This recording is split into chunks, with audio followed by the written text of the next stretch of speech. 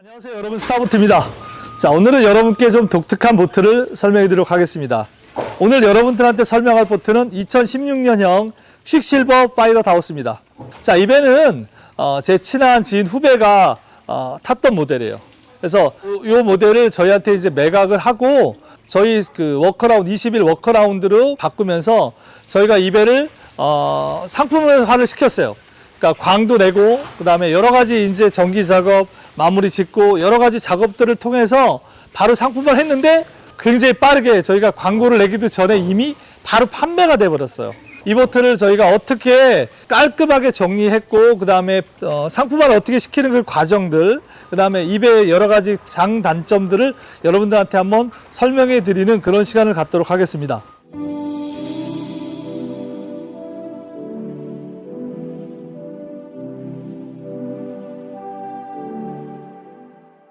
자, 퀵실버 파일럿 하우스는 여러분께서 이름에서도 느껴지듯이 전체가 다 사면이 전부 다 유리로 막혀져 있는 모델이에요. 그래서 우리는 파일럿 하우스라 그러죠.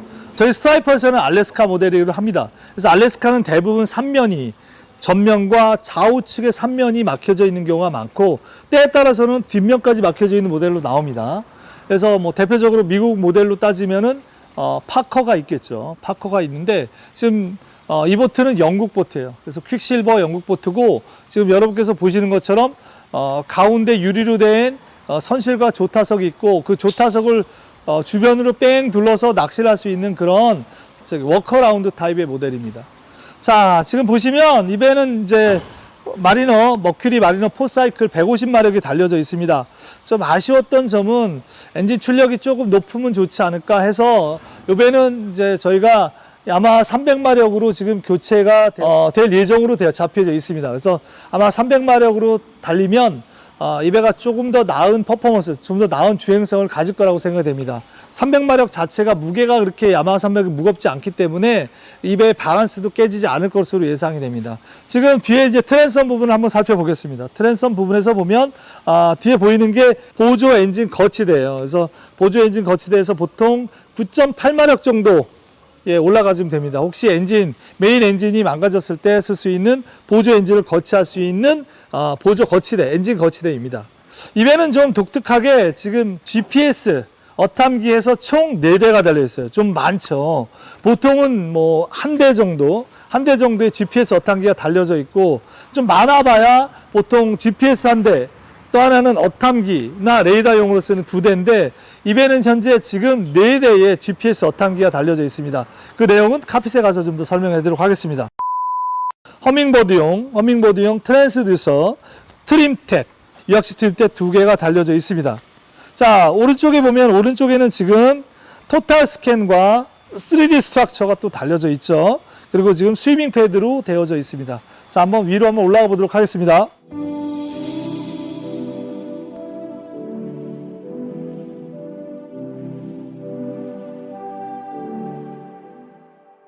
자, 배 위에 올라와 있습니다. 지금 저희가 이 배를 가져와서 굉장히 많은 것들을 했어요. 그 중에 첫 번째 했던 거는 바로 바닥이었습니다. 지금 몇 년을 바닥을 타면서 바닥에 여러 가지 이제 스크래치들도 나고 바닥이 좀 많이 좀 지저분한 것 같아서 저희 스타보트에서 잘하는 그 누티크를 했어요. 지금 여러분께서 보시는 거는 저희 이제 엔지니어가 만든 누티크입니다. 이 누티크는 일반적인 스폰지 모델이 아니에요. 그래서 보시는 것처럼 굉장히 단단하고 내구성도 좋고 그다음 모양도 이쁘죠. 단점이 하나 있어요. 누티크는 굉장히 비쌉니다. 보통 중국산 스폰지에 비해서는 5배 이상 비싸고요. 그 다음 우리가 시덱이라 그래가지고 좀 더 고가의 스폰지 모델들에 비해서도 30%에서 40% 정도 가격이 비싼 모델입니다. 그 이유는 다 수공 작업을 하기 때문에 그래요. 그래서 엔지니어가 하나하나 다 맞추는 작업이기 때문에 지금 현재 이 카핏에 깔은 정도면 엔지니어가 보름 정도, 열흘에서 보름 정도를 꼬박 해서 할 수 있는 작업이 바로 이 누티크 작업이라서 가격 자체가 굉장히 비쌉니다.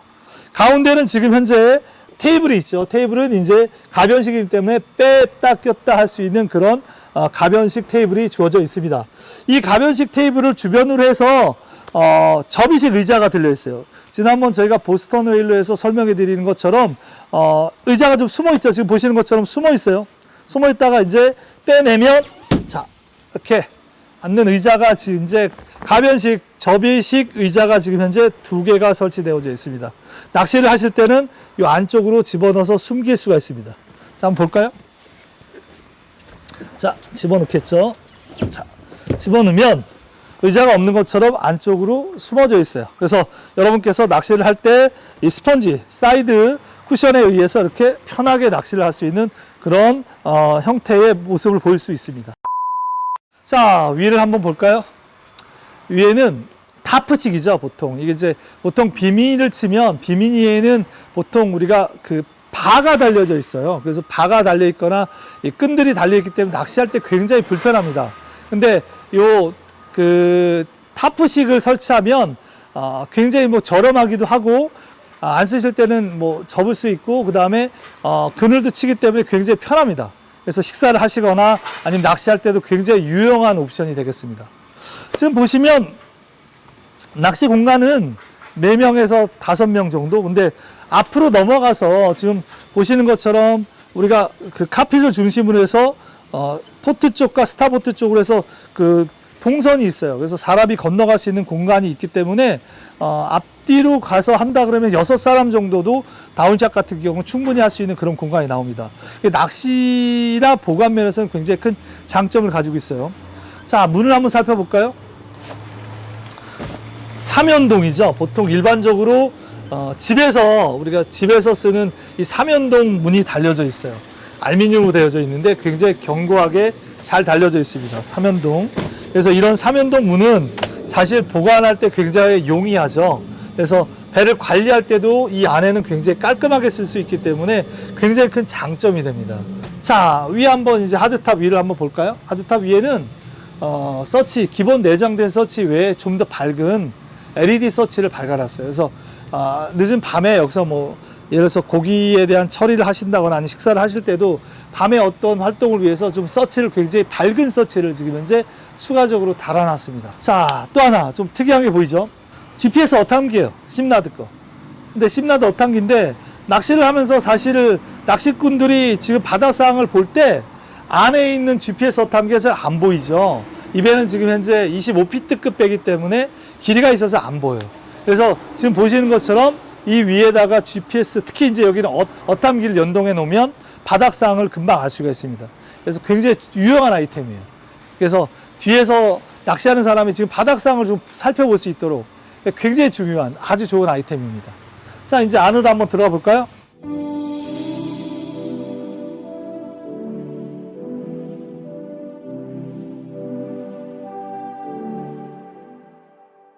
자, 조종석 위에 왔습니다.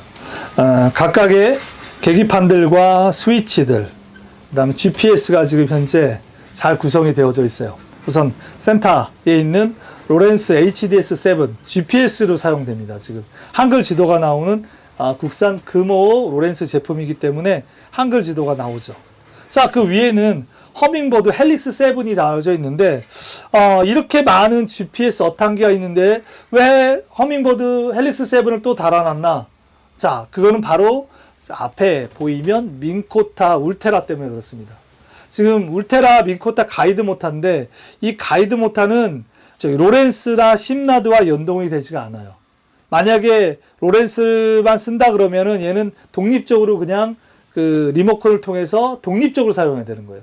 근데 이 민코타 제품의 가이드 모타들은 허밍버드 시리즈, 헬릭스나 솔릭스, 오닉스들과 연동을 할 수가 있습니다. 그렇다면은 그 연동을 하면서 어탐기 내에서 내가 어떤 예를 들어서 좌표를 보면 그 좌표로 스위치를 거기를 가라고 얘할 때 지시를 해주면 어탐기와 이 민코타가 연동이 돼서 그걸로 자동으로 찾아가요. 그런 기능이 있기 때문에 이 허밍버드를 이 민코타 전용으로 달아놓은 겁니다. 자, 위에는 지금 현재 그 게이지가 2개가 있어요. 지금 현재 하나는 이제 속도 게이지고 하나는 이제 RPM 게이지가 되겠죠. 자, 그 밑에는 지금 현재 유압 트림 탭이 달려져 있습니다. 지금 그래서 트림 탭을 올렸다 내렸다 하면서 인디케이터라는 게 있기 때문에 각각의 오른쪽이나 왼쪽에 있는 트림 탭이 지금 이제 어느 정도 올라가 있는지 내려가 있는지를 확인할 수 있는 인디케이터가 설치되어져 있습니다.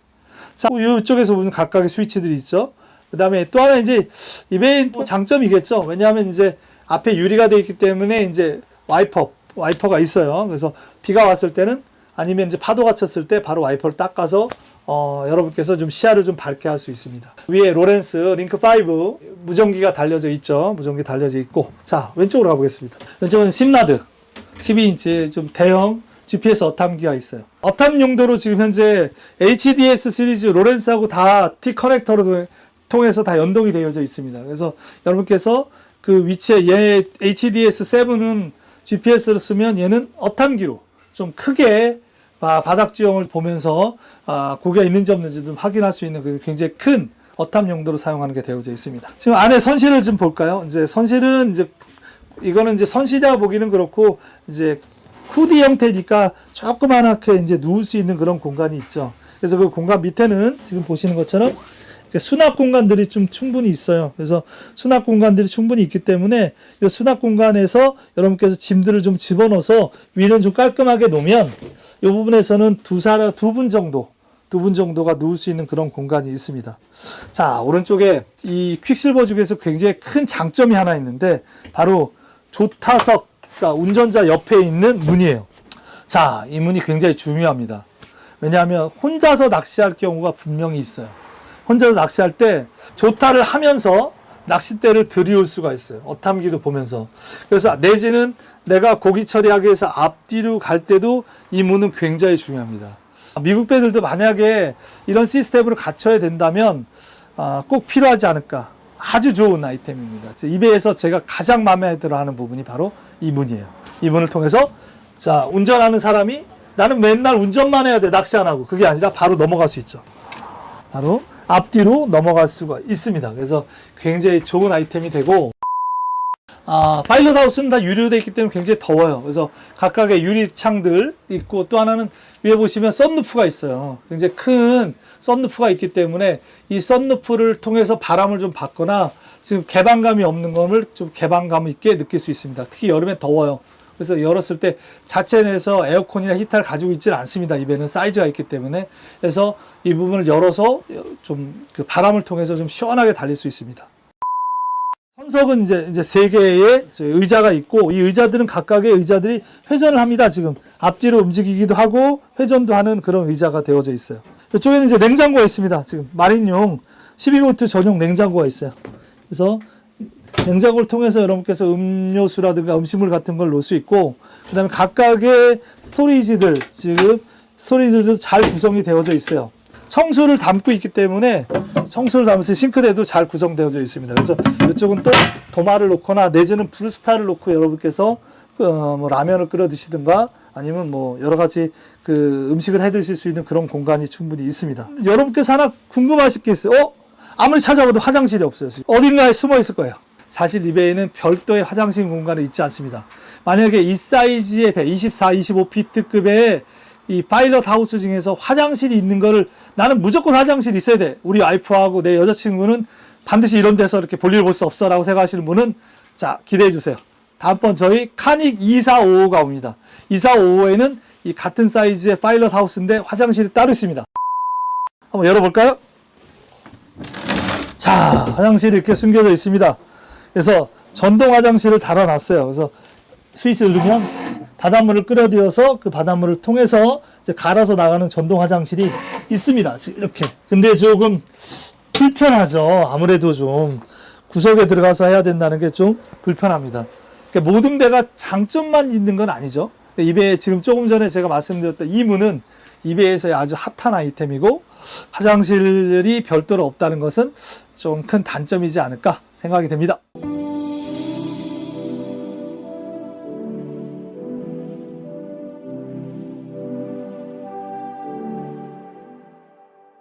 자, 이제 선수 방향으로 한번 가보도록 하겠습니다. 선수가 어떤 식으로 구성되는가 여러분과 한번 보여드리도록 하겠습니다.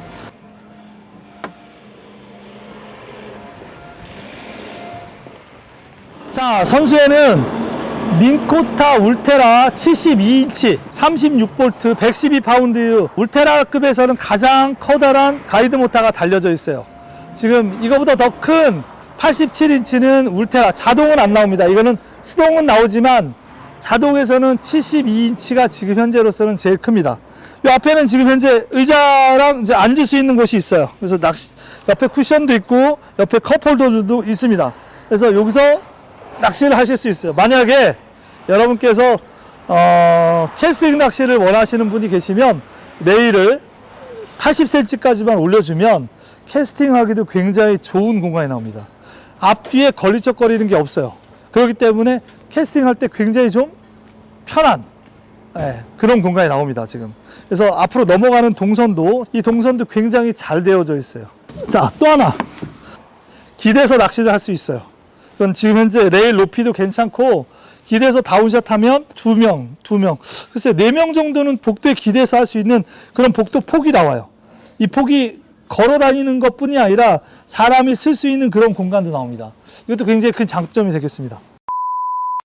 자, 일반적으로 이제 새 보트를 여러분께서 구매를 하셔든 중고 보트를 하시든 한 2, 3년 정도 배를 타시면 배의 여러 가지 부분에 이제 손상이 옵니다. 이제 배를 꾸준히 관리하시는 분도 계시고 그냥 배를 타시는 분도 많이 있어요. 그러니까 우리가 자동차 같은 경우도 주기적으로 세차를 하고 엔진 오일 갈고 이런 거 하는 것처럼 배도 이제 그런 전반적인 작업을 해야 됩니다. 근데 이제 이 배가 왔을 때 저희가 굉장히 많은 작업들을 했어요. 그래서 저희 직원 3명이 2주 동안 꼬박 매달려서 작업을 했습니다. 그래서 지금 여러분께서 보시는 이런 멋진 그림들, 멋진 배 컨디션이 나오는 것들이 그냥 해서 한 거는 아니에요. 그래서 지금 첫 번째 오면 저희가 맨 처음에 하는 거는 바로 전기 작업에 대한 겁니다. 그래서 전기 배선들, 배선 라인들, 그다음에 GPS라든가 전구, 여러 가지 전기 배선들을 갖다 꼼꼼하게 체크를 합니다. 첫 번째. 그래서 배가 오래 이제 바닷속에서 특히 이제 오래 있던 배들은 그런 단락들이 있어요. 그래서 접지라든가 이런 부분을 체크합니다. 자, 두 번째는 이제 엔진 계열이죠. 당연히 이제 엔진 부분에 대해서 배의 심장이기 때문에 엔진 오일도 갈고 스캐너도 찍어보고 여러 가지 부분을 체크하면서 엔진에 대한 점검을 합니다. 자, 다음 이제 세 번째는 이제 세척에 관계된 거예요. 그래서 세척을 할 때는 그냥 실제적으로 이제 여러분께서 집에서 하실 수 있지만 사실 이 사이즈의 배를 세척하기 좀 까작까작합니다. 왜냐하면 다 드러내야 되고 약품도 있어요. 배는 특히 배 전용 약품들이 있어요. 배 약품들도 있고 다 드러내서 배선 같은 게 뭐 누락된 배선들도 있지만 묶어놓고 배선 정리도 좀 하고 다 드러내서 닦아야 돼요. 그래서 곰팡이 쓴 것도 있기 때문에 그런 부분들에 대한 세척도 합니다. 세척만 3일 걸렸어요. 3일 동안 저희 직원이 열심히 이제 세척을 했으면 그 다음 부분에는 이제 깨진 부분에 대한 보수입니다. 깨진 부분, 나사가 헐거워진 부분에 대한 부분을 꼼꼼하게 잡아줘요. 그래서 그런 부분들이 있다면 그런 부분을 고쳐주고 교체할 부분이 있으면 교체를 해주는 그런 과정을 갖습니다. 자, 마지막에는 이제 광택이죠. 자동차 광택을 내는 거하고 좀 다릅니다. 배는 면적도 굉장히 넓고 자동차 광택처럼 이렇게 뺀질뺀질하지 않아요. 지금 이런 부분에 대한 광택을 내기 위해서는 광택기가 들어가지 않아요. 광택기가 종류가 저희가 7개나 있습니다. 광택기 종류별로 작은 것부터 큰 것까지 굉장히 많은 광택기 있는데 그 어떤 면적마다 다른 광택기를 씁니다. 약품은 동일한 지금 맥화이어를 쓰고 있어요. 그래서 그런 부분들 하고 이런 부분들 다 손으로 밀어줘야 돼요. 여기 부분은. 그래서 이 부분이 굉장히 시간이 이 배는 많이 걸렸어요. 이 부분은 보통 광택 내는 기간만 보통 저희가 지금 이날 3일인가 4일 동안 꼬박 광택을 냈어요. 그래서 광택을 내서 배를 모양을 만든 다음에는 그 다음에는 이제 옵션을 설치했습니다. 지금 바닥에 있는 누티크 옵션. 그건 이제 미리 직원들이 벌써 만들었겠죠. 만들어서 이제 시공은 만들어 놓으면 시공은 좀 하루 정도 걸립니다. 그래서 하루 정도 이제 특수한 실리콘, 일반 실리콘이나 본드로 안 돼요, 절대. 이 누티크가 지금까지 굉장히 많은 분들한테 좋아하는 가장 큰 이유 중에 하나는 바로 내구성인데 이 내구성을 위해서는 재질도 있지만 이 실리콘 굉장히 중요합니다. 바닷물에 들어가면은 대부분의 실리콘이나 본드들은 이 틈새로 물이 들어가서 여름에 끓으면 다 떨어져요. 근데 이 실리콘은 그렇지 않습니다. 그래서 특수한 실리콘을 쓰고 그 다음에 각각의 뭐 이런 서치라든가 앞뒤의 서치, 선주분께서 요구하시는 옵션들 이런 옵션들을 하나 둘씩 갖춰 나가면 바로 이제 배가 완성이 됩니다. 중요한 거 빠졌네요. AF가 빠졌네요. 자, 이 배는 상당히 고가 AF를 발라놨습니다. 기존에 이제 저가 AF가 아니라 AF를 바르기 위해서 또 배를 들어요. 지게차랑 크레인을 이용해서 들어서 이제 거친 부분은 그라인딩, 샌딩을 합니다. 샌딩을 한 다음에 그 부분에 이제 프라이머를 바르고 그리고 백색 AF를 바르죠. 비싼 AF입니다. 지금 굉장히 고가의 AF를 발라서 이제 배가 좀 미끈하게 나가고 그 다음에 그 좀 고가 AF들은 물속에 들어가면 또 굉장히 좀 백색으로 또 바뀌면서 되게 이쁘게 도포한 면이 굉장히 거칠지 않게 나와요. 그래서 배 속도에 그닥 영향을 주지 않습니다. 이 모든 걸 끝내면 비로소 이렇게 배가 출고할 수 있는 상태가 됩니다. 그래서 배가 가져오면 그냥 배를 배어다 해서 그냥 엔진 대충 점검해서 끝 넘기지 않습니다. 이런 굉장히 오랜 시간 동안의 철저한 점검과 직원들의 많은 수고들, 그 다음 장비들, 이런 것들이 필요한 게 바로 중고보트입니다, 여러분. 이상 스타보트였습니다. 감사합니다, 여러분.